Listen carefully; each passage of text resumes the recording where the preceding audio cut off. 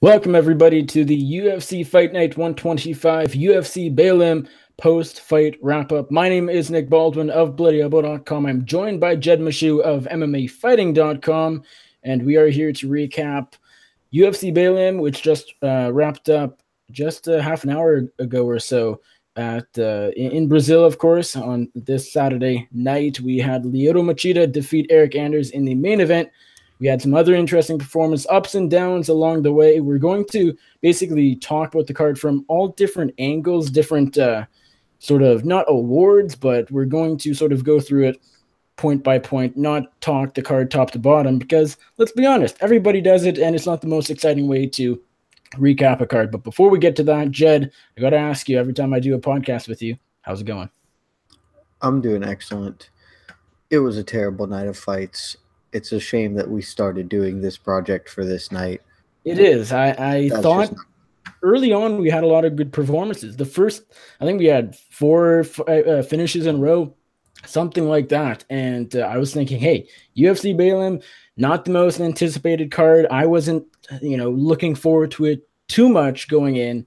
Maybe this is going to be one of those bad cards on paper that ends up exceeding expectations. But once we hit the main event, and past the main event and hit where we are now, not the best night of fights. And yeah, it would have been nice to even start this post-fight wrap-up show even next week. UFC 221, not the best card, terrible pay-per-view card, but at least we have a great fight that is Romero Rockhold. But we plan to do it for this card, so we got to stick to those plans, right? Yeah, we do, but this card was so bad,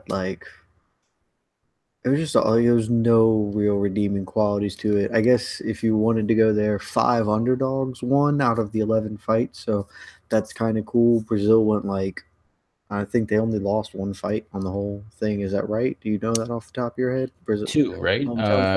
We had the co-main event fighter Priscilla, and we had Golem. The Golem is the one that counts. The Shevchenko fight does not even count. That's just that was a given. Yeah, that was an understood fact. That's fair. Okay, so I'm just going to quickly read off the sort of big results, the main and co-main. In the main event, as I said already, we had Lyoto Machida defeat Eryk Anders by split decision. A little controversial. We can talk about that. He got a split decision with scorecards of 48, 47, 47, 48. And interestingly, and something I disagree with, is a 49-46 scorecard in his favor. In the co-main event, we had what you call a beatdown. Valentina Shevchenko defeated Priscilla Koshera by submission in round number 2. I actually should have the time in front of me. I do not. Let's see. No, UFC.com doesn't have it. 4 minutes and 25 seconds. There you go. I knew it was late in the round, and what a performance that was. So how we're going to work this is I have a bunch of points we're going to discuss. I've already put them out on Twitter, so you guys know what we are going to talk about. So we're going to start with our first one, best fight of the night. I think, to me, the clear one here is Thiago Santos' win over Anthony Smith. It was back and forth. It was quite the war. This is what I consider a wild fight, where you guys, two guys go in there, two fighters go in there, and it's back and forth. It's not just a great fight in the sense that there's a lot of activity, but there's sort of ups and downs for both fighters. There's crazy knees that Santos landed that should have shut Smith's lights out, and they didn't. He landed a head kick, and Smith just sort of got into full mount from it. And there's a lot of ups and downs, a lot of emotion, I guess you could say, in this fight. It was terrific. I would say this was my fight for the night. I would think this was probably yours too, but there were a couple other fun ones.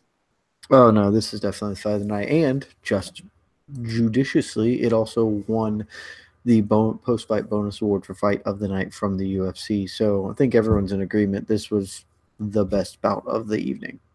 Yeah. Again, it was back and forth. It was fun. And Thiago Santos, at this point, he called for a top 5 opponent. I don't know he gets one, just with how top heavy the middleweight division is right now. To me, that thing is insane, man. Look, props to Thiago Santos on a 4-fight winning streak now, all KOs. He's a tough out in a top 15 middleweight. But he is ranked number 15 because George St. Pierre got kicked off the rankings. Let's not forget that.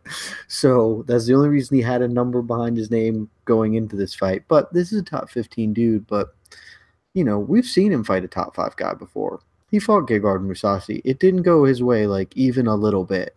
So maybe climb the ladder. Don't aim for a top 5 dude, Thiago Santos. Maybe just try and take down a top 10 guy. Maybe just slow your roll a little bit.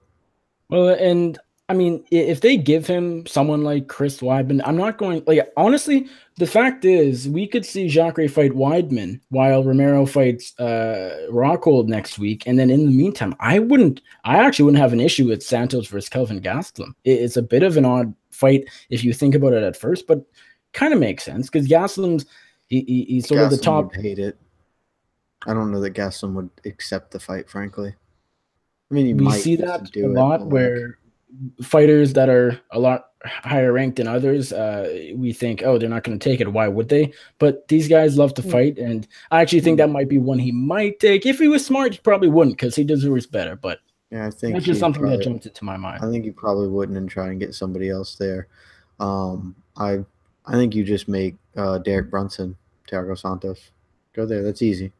It's not the classic winner versus winner, loser versus loser, but they've really gotten away from that anyway. Like, they've mostly gotten away from that. Like, they don't. It's still a general rule, but like, Derek Brunson's a borderline top 10 guy coming off a knockout. Thiago Santos has earned a crack at a top 10 guy.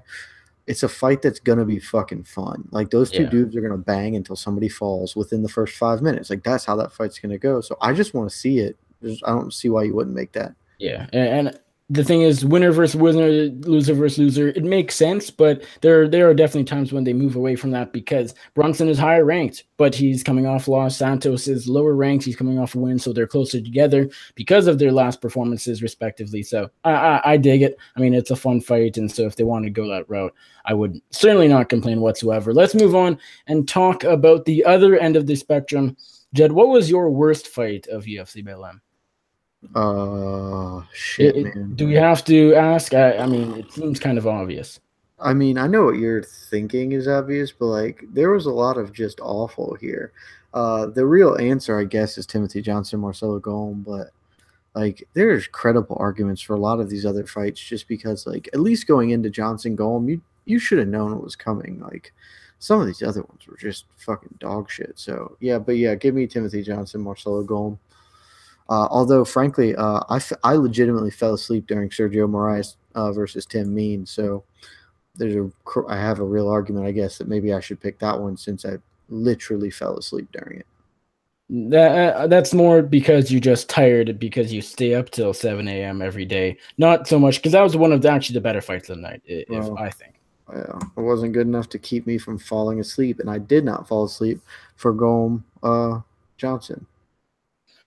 Well, I was going in the direction of Machida Anders. That might just because I expected a quick knockout from Anders. Come on, that's not worse than Golm Johnson. Completely honest, but if worse than Golm Johnson, that's awful. I mean, look, Machida Anders was a bad fight. Do not get me wrong, but like, Golm Johnson was definitely the worst fight on the card.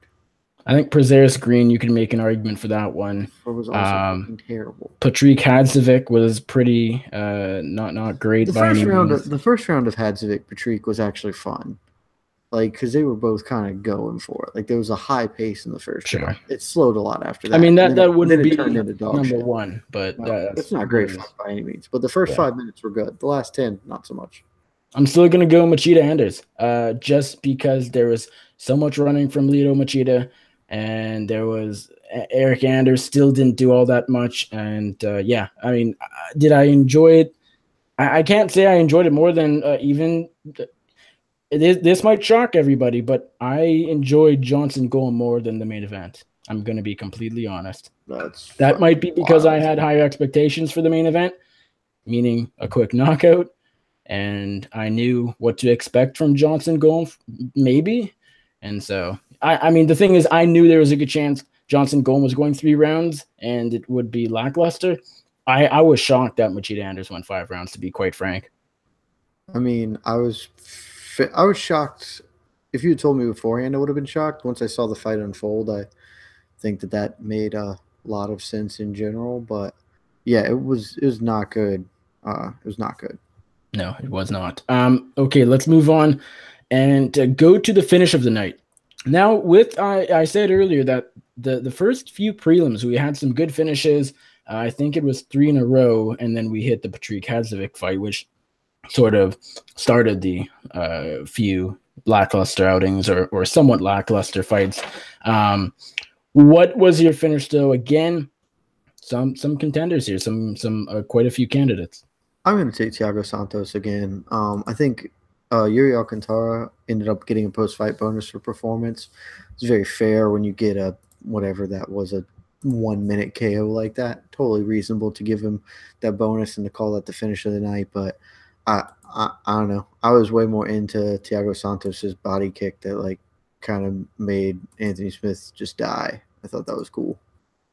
I have to agree. I like Thiago Santos's knockout. I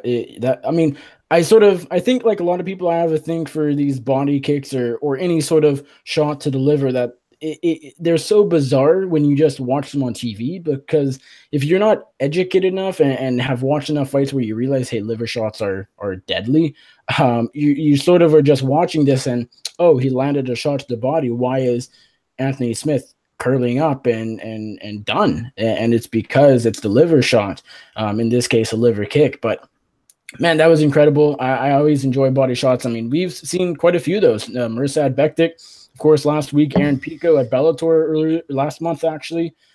So I like Thiago Santos's knockout TKO, I guess you could say, against Anthony Smith. Runner up, definitely Yuri Alcantara. There's something about Shevchenko's performance that you could argue, I guess, just because of how dominant it was, but as far as actual finish goes, Santos's and Alcantara's was definitely a lot prettier. What was your surprise at night? I feel like there were a few here. I know you picks-wise didn't do tremendous. Did not do well, went 5-6. So, yeah, not far from tremendous. So there were a few surprises here. There were several surprises. Like we said a minute ago, 5 underdogs won on the night. So that would be Lyoto Machida, Tim Johnson, Douglas Silva de Andrade, Sergio Moraes, though that was a split decision. Again, a fight I did not watch, so I can't speak to it. And Yuri Alcantara, all of those were underdogs to varying degrees. To me, I mean, my big surprise of the night, I guess maybe it shouldn't have been, but really, if I ever look back on this event, I'm going to take a couple things from it. And one of the things I will take is that, hey, Lyoto Machida won. I did not expect that. I thought he was just going to get hit. And there are a lot of reasons that didn't end up happening. But it did look like every time Eryk Anders actually landed a punch that Machida did not take it very well and that he can't really take a punch anymore. But he's still a really smart fighter, and he came out on top in his hometown.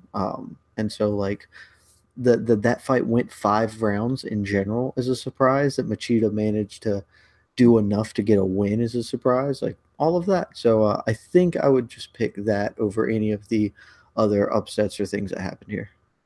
I would have to agree. I went in this fight maybe even overconfident in Eryk Anders, but what we've seen from Lyoto Machida in the past 3 to 4, I guess 3 years, because I guess 4 years ago today he would have been on a winning streak. But in the past 3 years, anything we've seen from Machida didn't give me any confidence in his ability in this fight. I thought Eryk Anders, I mean, he still has a lot of potential. I think we'll probably talk about that a little bit later, but I just didn't see Machida having anything for Anders. I didn't think he would have what it takes to even just outpoint him like he did, even just sort of, stay on the outside, use kicks, use his elusiveness for what it's worth to not even just confuse Anders, but just be able to simply outpoint him. And that's what he did. So I was very surprised. I mean, I'm going to be completely honest. And I took a picture of this just for fun ahead of the fight, before the fight even happened. So I wrote a recap for this, for the main event for BloodyElbow.com. And I finished my headline before the fight even started. UFC Belem video recap. Eryk Anders stops Lyoto Machida. I mean, that's how confident I was. And that I had to change that for, as we all know. And so I was surprised Machida got it done. Was it a good fight? No, but hey, Machida got a win, and to me, I was surprised. I was also surprised, for what it's worth, that Alcantara got the job done. I know he was a small underdog here, so shouldn't come off as a huge shock, and it didn't. I guess other ones would be maybe Sergio Moraes getting the job done, although I was confident in Means winning that fight after it was all said and done as far as the decision goes. Yeah, other than that, not a whole lot of surprise. I think Machida stood out among the rest, though. Moment of the night. In a card that had some lackluster fights, some good fights, some sort of in the middle. What stood out among the rest as far as a moment? Not necessarily a storyline. We'll get to that in a bit. But what stood out as far as just what happened? What was the moment of the night? I mean, I think it's Lyoto Machida getting the win. Hometown crowd, a crowd that, for all intents and purposes, seemed like they were awesome. Despite getting kind of a shit event, they all seemed like they were there. They were loud early, so there had to be a lot of people there early. They made themselves known, and Machida's a Hall of Famer. Fighting in front of the hometown crowd, gets a win, and then calls out Michael Bisping, and we'll talk more about that in one of these upcoming segments. But I just think him getting his hand raised there at the end, that's the only thing I will think back about this. So it's got to be my moment. For me, my moment of the night, and this will sort of fall under other categories as well, is Valentina Shevchenko's win over Priscilla Cachoeira. I mean, obviously, she was a huge favorite going in. We all knew Shevchenko would dominate her. That she did. It was really brutal what the amount of punishment she put onto her opponent. I mean, ground and pound, striking on the feet. You know, she rocked the Brazilian on the feet. She landed takedowns. And then it, of course, ended things late in the second round with a submission.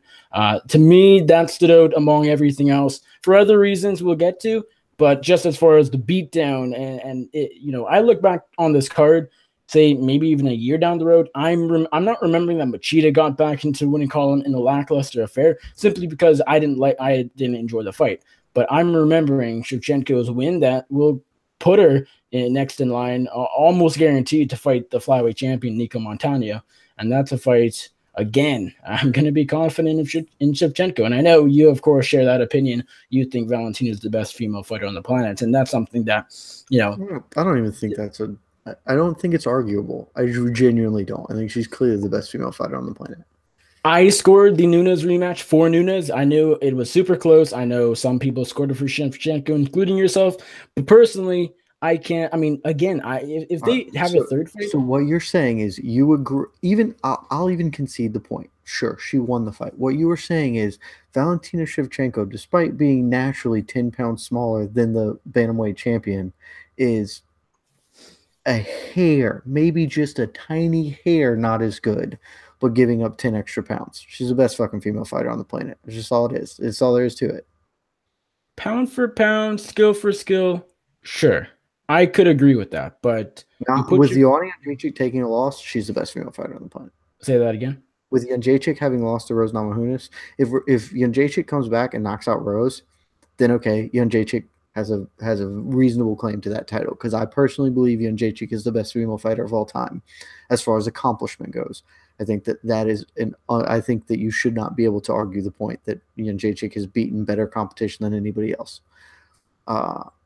And until Shevchenko does enough in the flyweight division to not erase the Nunes losses, but sort of to move on from them. Like I still sort of have that in the back of my mind. Oh, Shevchenko just lost to Nunes a few months ago. And so. Yeah, I just don't think that she did. That's fair. Think that fight. That's very fair. I think that fight was a draw at worst. I gave Shevchenko 4 fucking rounds. So it's a close fight, and again, not a very good one. So I think that fight, if it's judged somewhere else, any type of thing, she could have just won that, and then we wouldn't even be arguing the point. She's the best fucking female fighter on the planet, which is why she doesn't get my moment. Like, this was a fucking slaughter, and we all knew it. Like, it was a slaughter, and everyone knew going into this that this was a slaughter. There was no question about what was happening here. It's not a moment to see a lamb get killed on the farm. Like, that's what happens to them. So it just was whatever to me. Let's move on. And for me, we're not really moving on because we're talking about the storyline of this card. And I mean, we might differ on this, but I'd like to hear what What was your big talking point coming out of this? What's on your mind as far as you got to get it, off your mind, so to speak, off your chest? What stood out as far as the biggest talking point, the storyline of UFC Belem?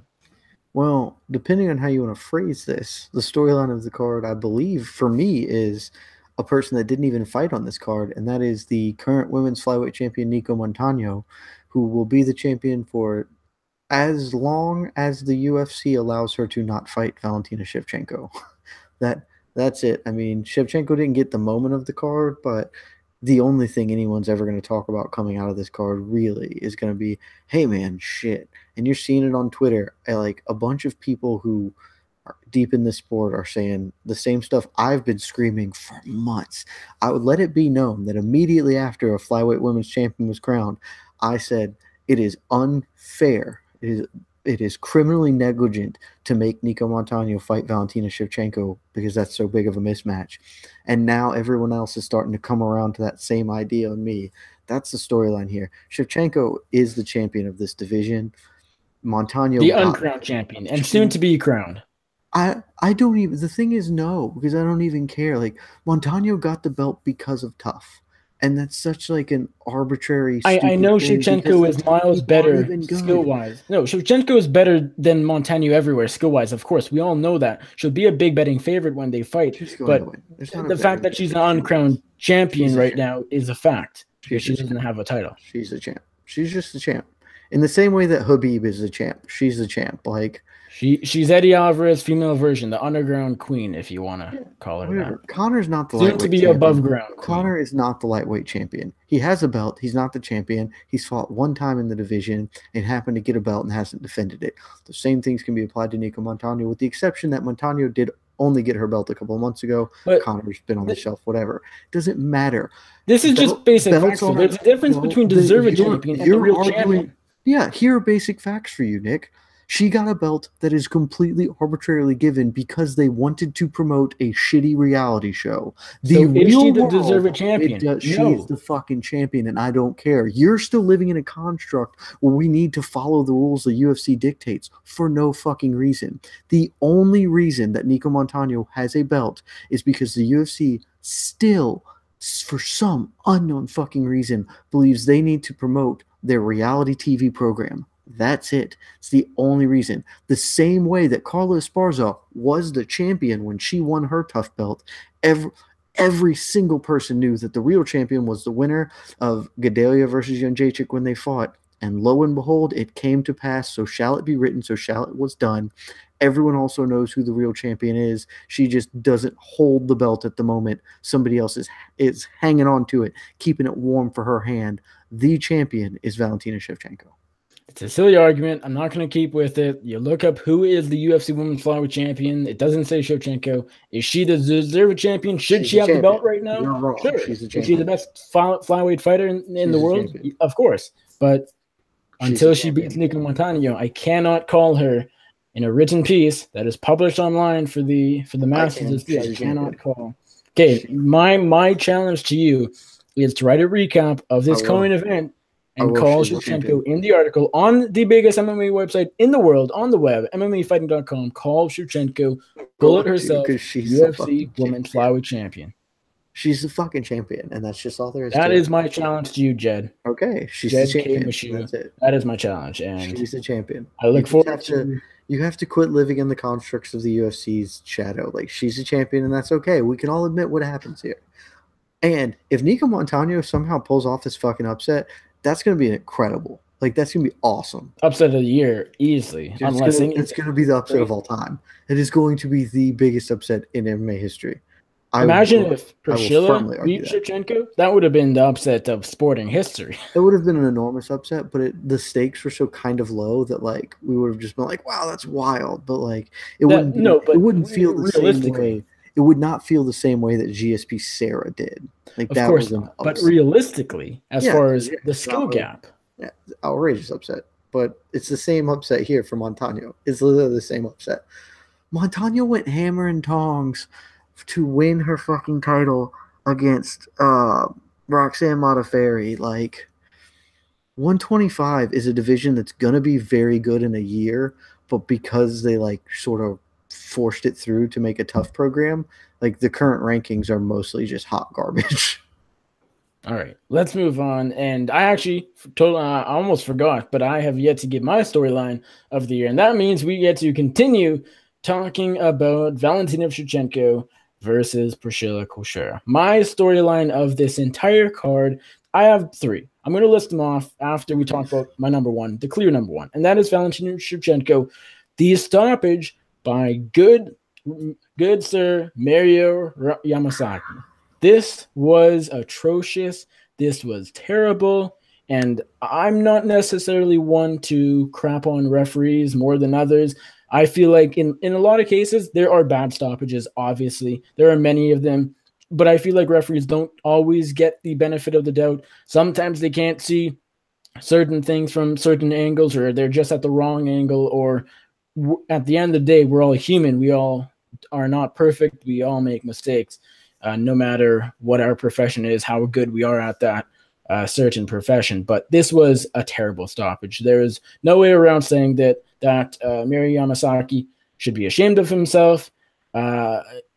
Priscilla Cachoeira took so much unwarranted damage against arguably the best female fighter on the planet, Valentina Shevchenko. This was ridiculous. And I rarely will scream at the TV for a stoppage or other than like a huge KO that's maybe unexpected.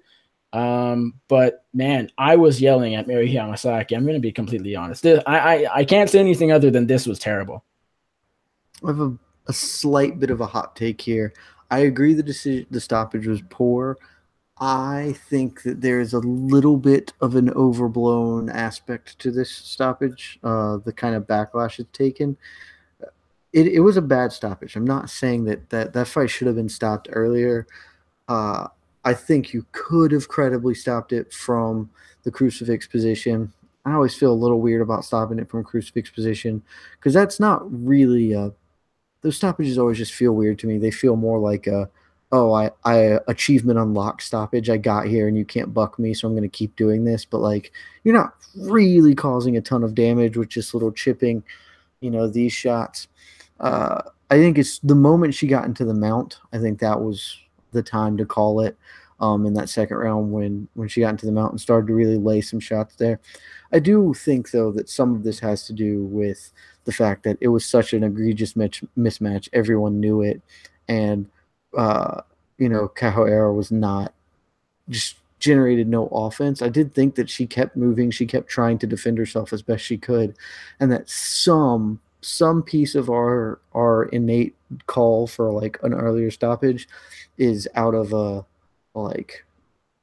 somewhat unreasonable desire to see like what to effectuate what we think in our hearts to be true. So like we know this is a mismatch, so we want this to be stopped earlier, even if realistically I don't think it needed to be stopped until she got Mount. And then I think the first salvo of punches from Mount, I think that was enough to stop it. And what to me made this even more atrocious, even though this was far from the worst thing Yamasaki did, he even missed very briefly the tap. I mean, Priscilla tapped, and I actually missed Mario. I missed the tap as well until somebody pointed it out. Granted, I'm not in the ring, and that's not my job to do. So yeah, that's missing a tap is not a good sign. I want to say one last thing on this, and this is just I'm genuinely asking this as a question because I don't know the answer, but it's something I've been grappling with for a little bit, kind of with regards to stoppages in MMA. I have a feeling somewhere down here in my gut that I can't really base on empirical data, but that like uniformly we kind of want to pull, like we collectively, the MMA community, are a little bit sexist in regards to stoppages, and we feel a little bit more like that should be stopped earlier when it's women fighting and taking a beating and getting a cut on the head, as opposed to watching some dude get his face pounded in. I don't know that that's true, but I have a sneaking suspicion there might be a little bit of truth to it. Are you onto something? Sure. I truly think so. Was that the case in this particular bout? No. If this was a man fighting, two men fighting, even if they're, say, 185 pounds or heavyweights or anything, I would have had the same reaction. It would have been just as bad of a stoppage. And I know that. I mean, I can't say I know that 100%, but I'm trying to put bias aside and take out any sort of hindsight I would have. And if that was okay, say that was the 125-pound division. If that was Demetrius Johnson pounding on, I don't know, Wilson Hayes or Ray Borg, I would have had the exact same reaction. I think, again, can't say that 100%. I don't know. We'll never know unless that fight happens and it's exact, but obviously that won't be the case. And so I would think, though, almost for sure I'd have the same reaction. So I think you're onto something. I think sometimes that's the case, but this was so bad that if it being to the male fighters, I don't think it would have been any better. Know how bad it is, and this could just be me being a sadist, I guess. I don't know. To me, I am much less angry at Mario Yamasaki about this. I agree. I think he should have stopped it earlier. I'm not 100% convinced that his stoppage was egregiously bad, but who I do think fucked up, I think her corner fucked up extremely bad. And I think that we don't give corners enough shit for this because we want to put it on the referees more. And the refs have a part to play in a role and a blame factor here. But if I'm in her corner, I don't send her out for the second round. I just don't, because at that, like, it's clear. And I don't think that at the end of the first round, I do not think that Mario Yamasaki needs to stop that fight. But I think her corner should and could have reasonably looked at that and said, you can't win this fight. You came here, you gave it a try. You just took 100 punches and only returned one, and you can't win. And we are going to protect you. You are our fighter. We're going to protect you and your personal health and not send you back out there. Or if they're going to send her back out there, the moment Shevchenko got her down and passed into crucifix position, throw in the towel. And that's it, because I think the corner fucked up egregiously here, and I think Mario Yamasaki fucked up a little bit here. And I'm much more willing and kind of desirous to blame the corner for having this type of machismo bullshit that it runs rampant in MMA, which is not nearly as big a problem in boxing. You see in boxing much more corner stop fights, and I would love to see that happen in MMA more. Oh, there's no reason for Priscilla to go out in the second round. There's absolutely, like, the first round, I saw more 10-7 scorecards from Twitter, from MMA Twitter, whether it be fans or media members, than I've probably ever seen before, at least in my few years of watching MMA regularly as a hardcore fan and someone who covers the sport. I've never seen so many. I feel like most of us were in unison as far as the 10-7. You're known for giving wacky scorecards. I would assume you definitely gave the first round a 10-7. The second round, if it lasted 35 more seconds or however long it needed to go to make it to the third and final one, that would have been another 10-7 and maybe a 10-6. I mean, it was. So you can't. There is no such thing as a 10-6. Okay, well, 10-7 is the most retroactive. So full disclosure, I did not score the first round because I did not need to, and I knew that it was a waste of my time. Shevchenko was going to stop her, and so I did not care and did not score it. Retroactively, I probably would give it a 10-7. Though I give out different kind of, I score in my own way. I don't particularly give a shit about their scoring system, and so I don't follow it. I would feel bad scoring it a 10-7 because I would think round two, had there not been a stoppage, that's like a 10-2, and the most I could give it is a 10-7, and to score round two and round one the same seems wrong, because round one was certainly dominant, but I think round two was much more dominant than round one. Well, you just said you don't follow the real scoring system, so why not give round two a 10-6?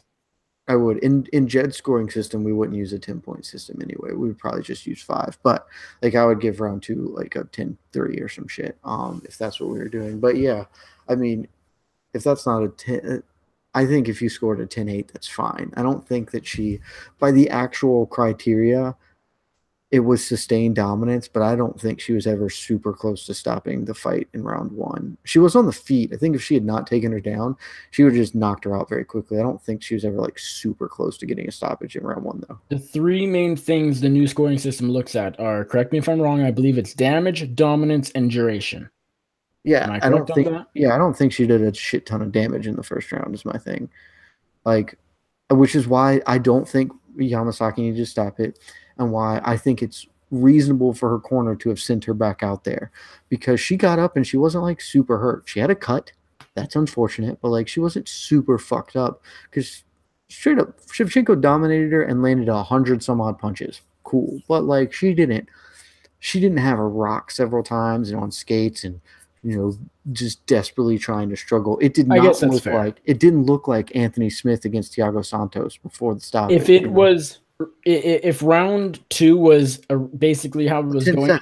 Round two great. is a 10-7, But what 100%. I'm saying is, if round two had gone the same way and just continued for 35 more seconds, then that is when the corner, to me, had to step in. I know they wouldn't, but that's when they really should have. Between round 1 and 2, you can argue because there's still 10 minutes, it's a bit more okay for them to let her go out there for 5 more minutes. But the bigger issue I have, more than anything, they should have thrown in the towel a minute before the actual stoppage. They should have thrown the towel the moment she got crucifixed, which was very early in round 2. Yeah. The moment that happened, that should have been the towel, and that would have been fine. Everyone would have understood and been okay with it.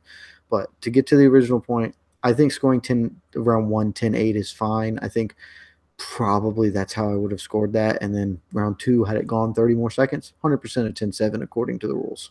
Yeah. The only other thing I want to say about this fight real quick is that I think how this played out is actually good because Shevchenko needed a dominant performance or quick finish to basically make it a good performance. Anything else, a decision, somewhat close win, a lackluster fight would have been a bad performance just because of how big of a favorite she was and how much expected she was to win. And so I think she sort of, got the check mark as far as this. It was obviously incredibly dominant. It was a finish. I think she sort of passed the test as far as she had very little to gain in this fight, but she did what she had to do to sort of not go down almost as far as what was this a good win. I just want to. She did her job. Her job was to get a gimme fight to show out so she has one fight at flyweight and they can just put her in the title shot. That was her exact job. She did it perfectly.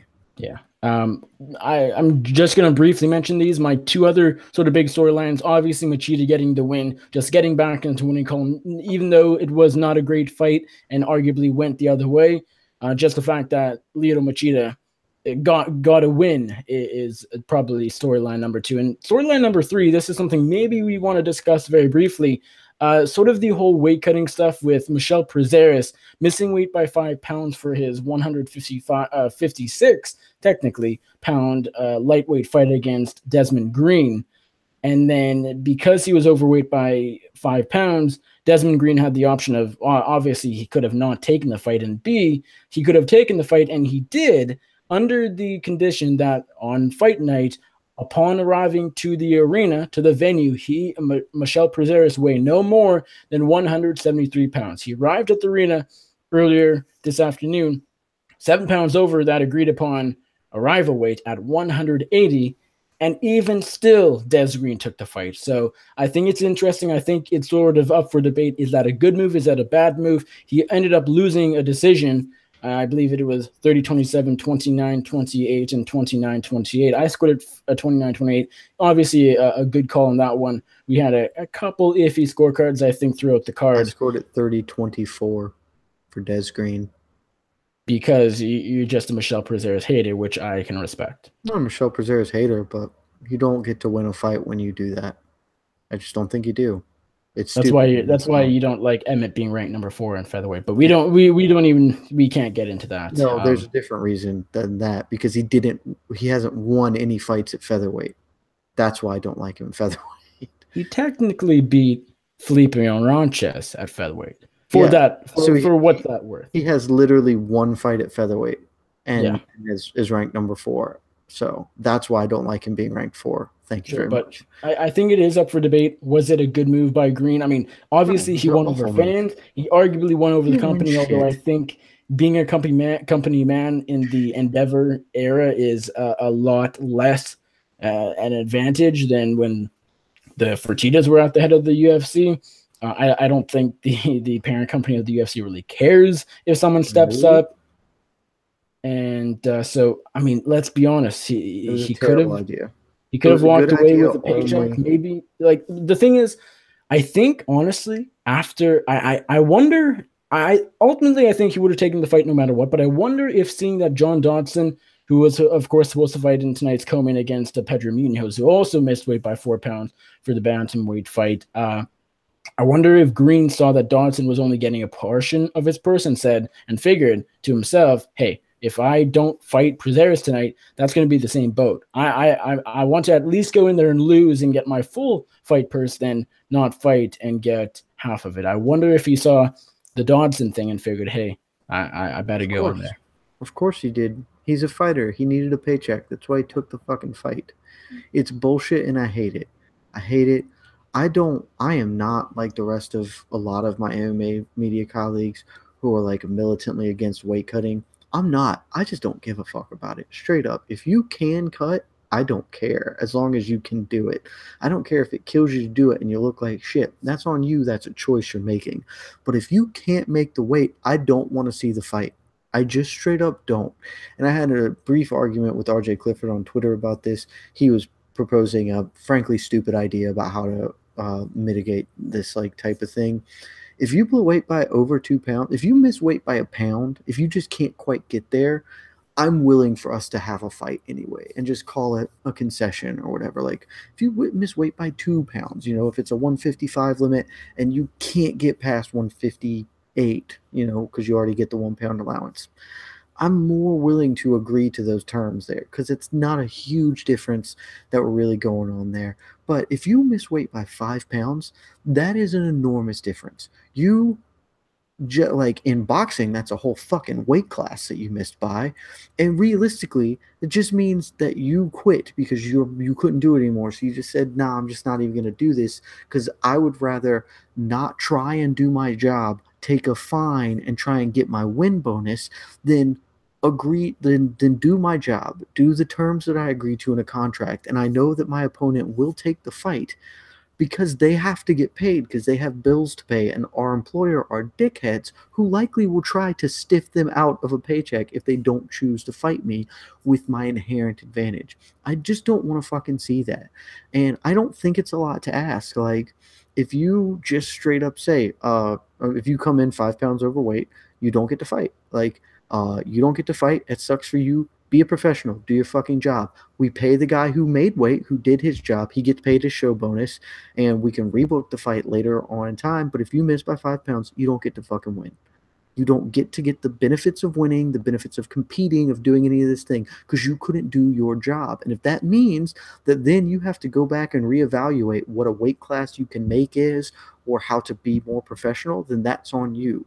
But I just wouldn't do it. And if I'm the UFC, I make that my new benchmark. That's my new rule. And if a fighter blows weight twice, they don't get to compete in the weight division again. I do not book them in the weight division again.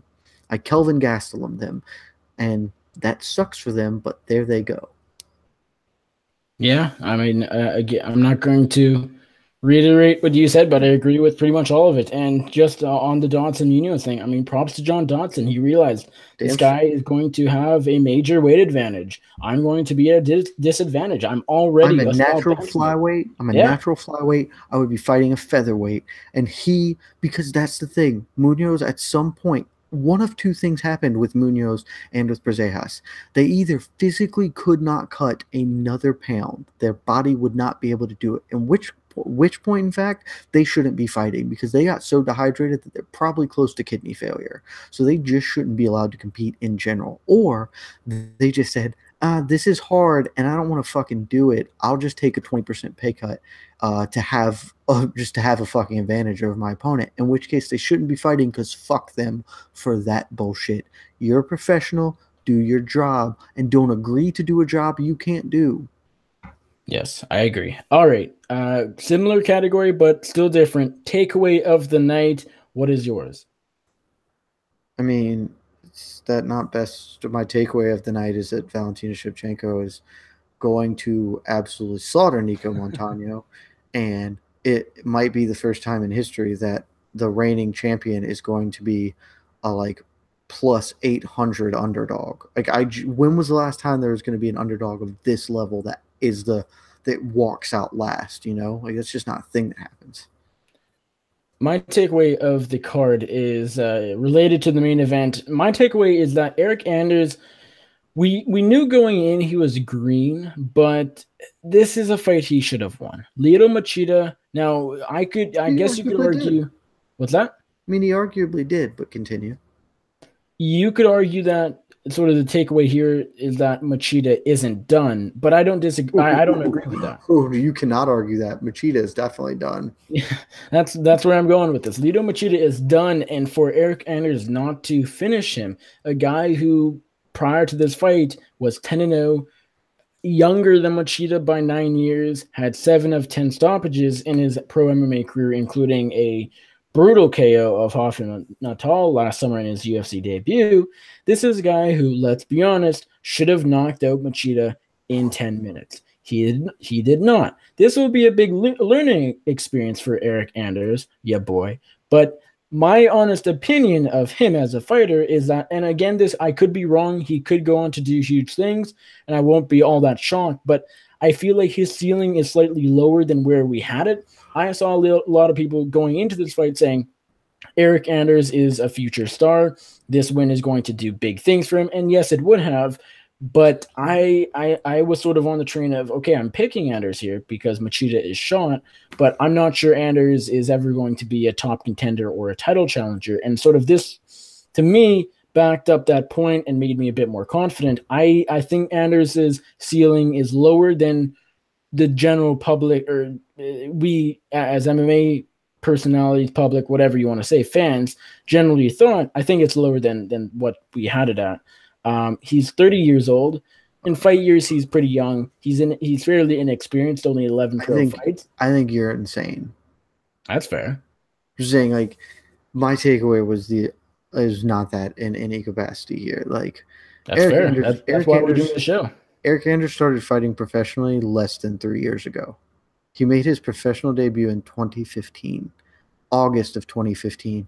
So about 2.5 years he has been competing, and he just frankly beat Lyoto Machida. I scored the fight for Lyoto Machida. I believe Machida edged it out very slightly. But if you're going on the balance of people, like, a majority of humans seem to believe that Eryk Anders won that fight.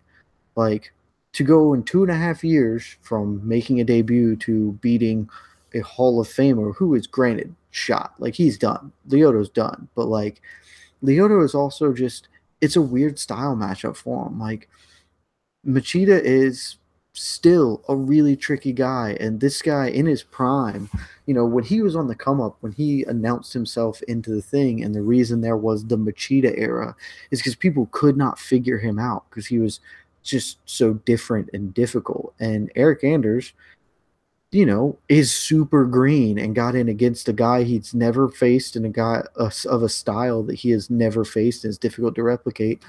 And I thought he did a lot of things bad. Like, don't get me wrong. I thought tactically he did not have the right approach to the game in general, but I also thought he adapted fairly well over the course of 25 minutes. He fought how he wanted to fight, certainly, and didn't get tired, didn't do anything, gave himself an opportunity to win, and by many accounts won the fight despite being a friggin' rookie and showing some improvements. I think that there's a lot to build on here. The one takeaway I really have for him going forward is he has all the raw tools. He is only 30 in a division that is bad.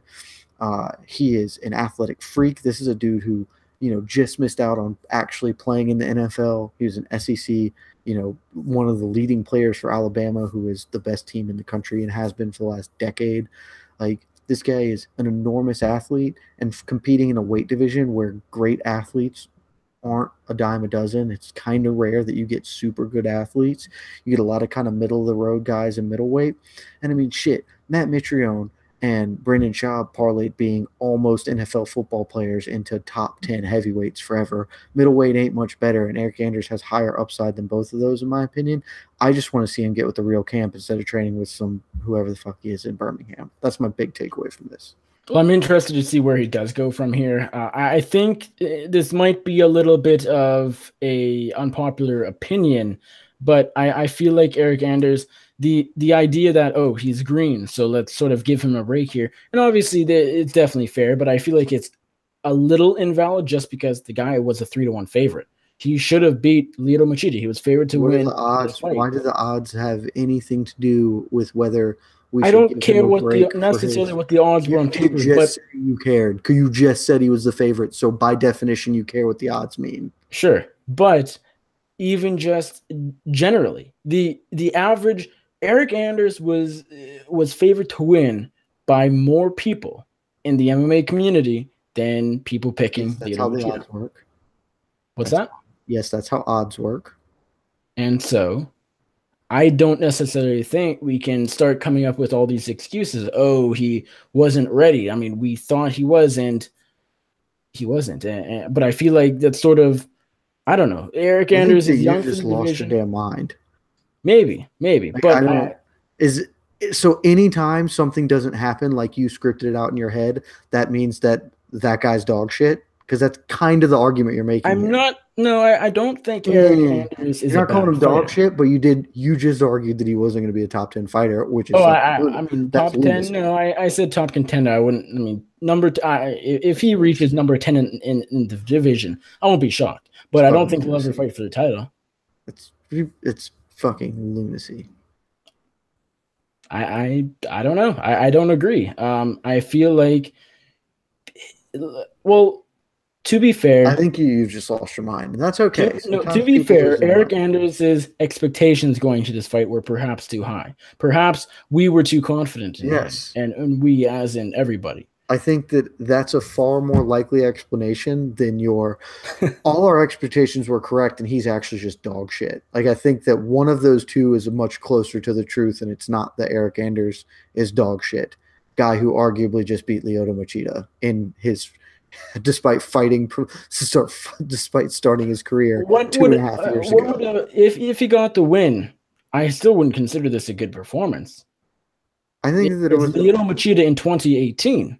How much would that really have meant to me? Not a whole lot. It's a name on I his still think it's a record. good win. Of course, it's a good win. It's a big name. It's a former champion in the UFC. But as far as telling me where Eryk Anders is in the division skill wise, a first See, round knockout win really wouldn't have told me that much. yeah, I learned way more from this fight than I did from him coming out and punching Lyoto Machida in the head. Like, I don't think we learn anything from somebody. Like here's a newsflash: we learned nothing about Conor McGregor or Jose Aldo by Conor McGregor bolting Jose Aldo in 13 seconds. We learned absolutely zero things about who's a better fighter. We learned that Conor McGregor hits hard. We knew that. We learned that Jose Aldo's chin is faded. We knew that. And we learned that if he punches him really hard in the face, he can win. We didn't learn anything about who the better fighter was because that's not, you don't really learn a ton. Usually by fights that end very quickly. We haven't learned a shitload about Lyoto Machida's last three fights other than his chin is fading. We learned against Eryk Anders is that he is maybe hasn't learned to maximize his skill set yet, and that he was overly cautious fighting a very tricky and difficult opponent.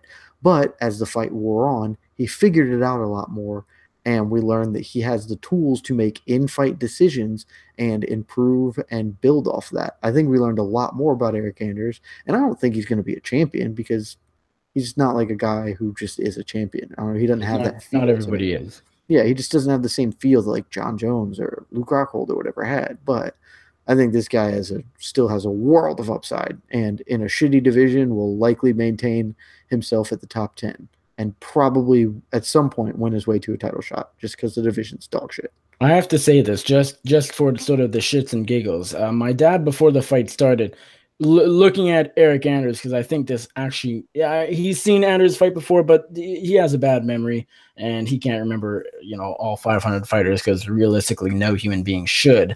But he wasn't too familiar with Anders going into the fight. As basically during the walkouts, during the introductions, my dad was sincerely curious how an Anders fight with either John Jones or DC would play out. They would both go extremely poorly for him.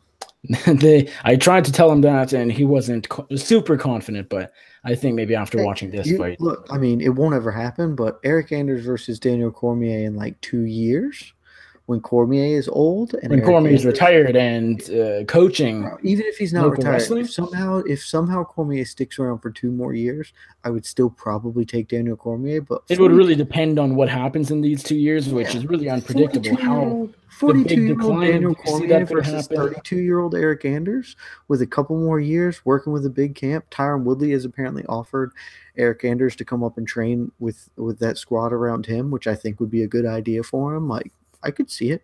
This guy, to what we don't what we as a collective community do not factor in nearly enough in this sport is just the raw tools. Like, for the history of MMA, as long as I've been watching, long before, this sport is populated by mostly bad athletes. Like, the top athletes in the world historically don't compete here because they can get better jobs and better paying money and not fight humans for a living elsewhere, because being a fighter is a very specific set of skills. And only recently, relatively recently, are we really starting to see actual elite world class athletes, not world class competitors, but actual athletes with the like raw physical tools get into this sport. And Eryk Anders isn't a world class athlete, but he is just a notch below that. I mean, being a legitimate Bama football player makes you a better athlete than 99% of the people currently on UFC roster. That is just a fact. And like, that in and of itself is such an enormous advantage in this sport, that as long as he is serious and trains and doesn't John Jones himself, those raw baseline tools, because the biggest offset, like the when you see somebody be like, oh, I bet LeBron James would be great at fighting. Yes, he probably would be. There is one caveat that is kind of the equalizer, is how well can they take a punch. Eryk Anders seems to be able to he's not afraid to fight. So with that in his athleticism, he's got enormous upside. And I'm still excited to see his progression. All right, let's move on and give out what we would announce as our bonus winners, our post-fight bonus winners for Performance of the Night and Fight of the Night. We, of course, on our other show Before the Battle with Wes Riddle, we predict who will win the bonuses. Here, we will give them out after watching the fights. Unfortunately, we already know who won the bonuses, so there's that bias, as much of a bias as it is. The Fight of the Night was Thiago Santos versus Anthony Smith, and the two Performance of the Nights, pretty not super surprisingly, went to Valentino Shevchenko and Yuri Alcantara. Are there any changes you would make to those? I wouldn't give Shevchenko one. I'd give it to Thiago Santos and make him a double bonus winner. But yeah, I thought Santos's finish was great. I don't have any problem with Shevchenko getting it. Obviously, when you land 280 punches to 3, that's a hell of a performance too. But I don't know. I'm less excited about it than I am a cool KO. A cool I'd body be shot KO. Give me some. It's fun. So then you'd go Santos and Alcantara? Yeah, I'd go Santos Okay. Alcantara, and I'd go Santos Smith as the fight of the night. I would not have a problem if Shevchenko didn't get one, just because she's making more money than pretty much all the fighters except for Lyoto Machida and maybe Eryk Anders, although that's kind of doubtful. And so if she sort of doesn't get the 50K, I'm not, that's okay. I'm happy to see prelim guys get it. But as far as who deserves it, and for my money, I'm giving Thiago Santos one. Fight of night, of course, Santos Smith. So Thiago Santos is a happy man getting 100K for both of us. And then I give the other one to I'll Shevchenko. I tell you think what. I give my performance in the night bonus. I'm going to change my mind. I also think that Polyana Viana deserves some consideration. She absolutely hustled Maya Stevenson. But I forgot, my actual performance in the night bonus goes to Priscilla Cachoeira, who took an ungodly beating for 9 minutes and never once tried to quit. Good for her. fair enough. Let's move on and talk about who is our fighter to watch moving forward. After this card, people will go their separate ways. They will have another fight. Maybe we'll see some retirements. That's unlikely. I think the most likely one would be Machida, but he just called out Michael Bisping, so he seems to have no intentions of stepping away. Who is your fighter to watch moving forward on after this card? It's Valentina Shevchenko. Come on, man. Like, she's the best. If I only get to watch one, I want to watch the best. And Valentina Shevchenko is the best female fighter in the world. Uh, I think by the end of her career, I expect she'll have a credible argument to be called the best combat, like female combat sports athlete of all time. When you factor in her outrageously good Muay Thai record, she has a judo black belt and like all these other fucking accolades. Like she's gonna hold the flyweight belt for years. Hopefully, get back the bantamweight belt that was robbed of her. And fuck it, if featherweight still sticks around, she'd go up and take it. I'd take her to beat Chris Cyborg tomorrow. So she's dope, and she's a fighter to watch.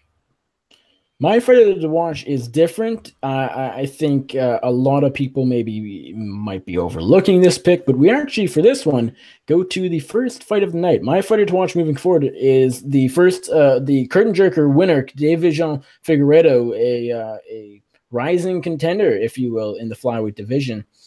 He defeated Joseph Morales by second round TKO. It was a very, very impressive performance, considering this was close on paper, close odds wise. I picked Figueiredo going in. I sided with chalk here, but I wasn't confident as far as DraftKings goes and things like that. I didn't put him on my team simply because I knew there's a good chance Morales on your team. Yeah, I mean, I was changing it up, and at one point I had a team where Figueiredo was on it, but I ended up moving away from that simply because I knew there was a good chance Morales would get the win, and I figured if it's a 50-50 fight, I'm taking the underdog and making room for other big favorites. But nonetheless, I think this guy's the fighter to watch moving forward, simply because I think he has potential to go far in this flyweight division. Will he give Demetrius Johnson trouble? Of course not, but nobody does, and so that's nothing bad per se about his game. I think he beats a lot of the flyweights in the rankings. I think if we don't already have a number next to his name, I believe he does. There will be one very soon. I truly believe that. I think he's just going to go up from here. I mean, he's currently ranked 14. The Jared Brooks fight in October of last year was controversial. Could have gone the other way. Ultimately, it didn't. Figueiredo got his third UFC win. He's undefeated. He's still 30. That's getting up there. I wish he was 26, but 30 will do, and I think he's getting better. I think this was his most complete performance to date. We don't always see his striking or his finishing capability. Maybe that's just me going back to the Brooks fight more than his debut, which was a TKO, but I feel like he is getting better, and I think he could make some big moves in the flyweight division. In a division that needs contenders, just because DJ beats everybody, Figueiredo might be that guy to end up fighting for the title maybe a year down the road. I think a runner-up, another sort of overlooked pick, would be Douglas Silva de Andrade. The only reason he's not number one, he had a terrific performance on the main card against Marlon Chito Vera, but he's getting up there in age, and we've seen him lose in the UFC. He was just choked out by Rob Font last summer, and so we sort of know where his upside is. I was surprised to see him beat Chito. It was a very complete performance, 30-27, very dominant, but we sort of know where he's going. It's not to the title. It's not as a title challenger, so that is why he's number 2 to number 1 Figueiredo. Fight to make. Let's play matchmaker real quick. You can use any fighter on the card. It can be a loser at UFC Belem. It can be a winner. It can be Valentina Shevchenko, although we sort of know she's fighting Nico Montano, so maybe don't go that. What is your fight to make after UFC Belem? I really like Lyoto Machida's call out of Michael Bisping, frankly. I think there were a couple of people I had suggested for Bisping fights for his retirement. But I think getting the win here makes Machida a very viable replacement fight, and I hope that that's what they do. Because like the only other person that sort of makes sense to me in Bisping is Robbie Lawler. I don't know that would end up happening. I would love that fight, but or Nick Diaz would make sense if they could ever pay Nick Diaz enough money to come back. But yeah, give me Michael Bisping, Lyoto Machida. That's a fun fight that I've never considered before, but makes sense. I hate to say the same thing, but I think I will have to go with Machida Bisping. It's a fight that, unlike you, I've thought about for quite a while. I've wanted to see it. I think before Bisping started talking about Rashad and Vitor, or not him talking about it, but before that was sort of the talk. I believe I suggested Bisping versus Machida. I think even I know the when he fought Anderson, I know I was maybe thinking about Machida on that card. So there's been a couple of times where it's made sense to do Machida Bisping before his title reign, Bisping's that is. And so I'd like to see it, they're both in similar spots in their respective careers, so I think that makes sense. I think there's a number of decent options for Thiago Santos if you want to go that way. This is a bit of a tough option. Derek Brunson. There you go. Yeah, I actually forgot. Thiago Santos fights Derek Brunson. Shevchenko clearly fighting for the title. Michel Prazeres. I don't give a shit. Welterweight, you never know. Yeah. I mean, he won't. He'll get another lightweight fight. Put him against Francisco Trinaldo. That seems fine. I actually like that. Yeah, if he stays at lightweight. Yeah, I mean, that's going to happen. That's fine. Like, we know he's going to stay at lightweight. So put him against Francisco Trinaldo. Timothy Johnson. Oh, God. Heavyweight's such a dog shit division. Who did he fight before this? Do you know? Who are we talking? Tim Johnson. He fought Junior Albini. Oh, that's right, because Albini beat him in that thing. Arlovsky. Tim Johnson can probably fight, I guess, the winner of Struve Arlovsky when that comes up in a couple of months. Maybe Shamil Abdurakhimov, I guess. I don't fucking know. Who cares? Pick him. Oh, he's already got a win over Abdurakhimov. Never mind. Somehow in his debut, I believe. Yep, it was. Yeah, fuck it. Give him the winner of Arlovsky Struve, I guess, or conversely, the loser of Hunt and Blades. Are they fighting next? No, yeah. Next weekend? Yep. Yeah. So give him the loser of that. Either one you want to do. Douglas Silva de Andrade. That's actually a good one. Bantamweight is such a tricky fucking division. So fucking deep. I guess because I like Chito Vera, I feel like that's kind of a better win than maybe I think it is. And I want to give him somebody maybe on the outskirts of contention. I don't know. I don't know who I want that fight to go to. Lineker? Can we do a Lineker fight there? With Silva de Andrade? Yeah. I don't mind it. I like that. I tweeted out. It's maybe a bit high of a jump for him because Lineker's ranked. But he did lose to Rob Font. Lineker beat Rob Font. I know MMA. It's the last two guys to beat Chito Vera, though. I sort of like doing that. Thiago Santos already established. Lineker needs a bigger fight. He's coming off a win. Probably, but I don't. But it's a fun fight. Yeah, it's a fun fight. They're comparable fighters, and I think it'd be stylistically interesting. Sergio Moraes, I don't care about. Alan Patrick, I don't care about.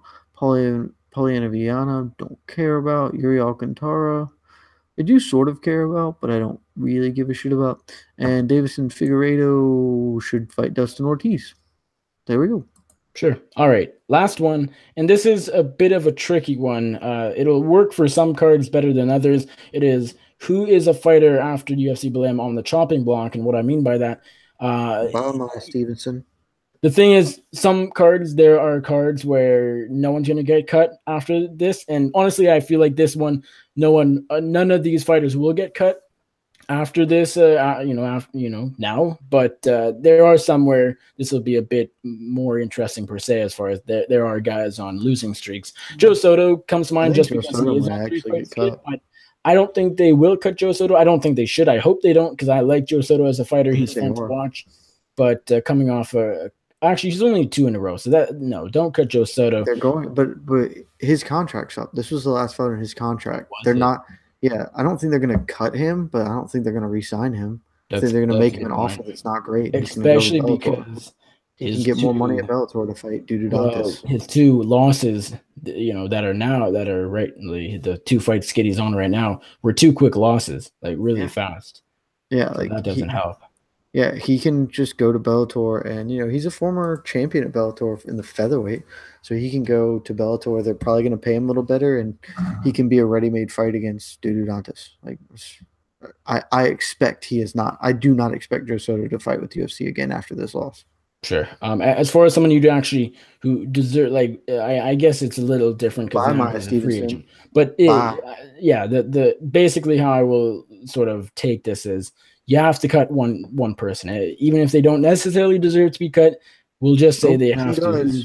And it's goodbye, Maya Stevenson. Maya Stevenson has never beaten a fighter with a win. That is a true fact.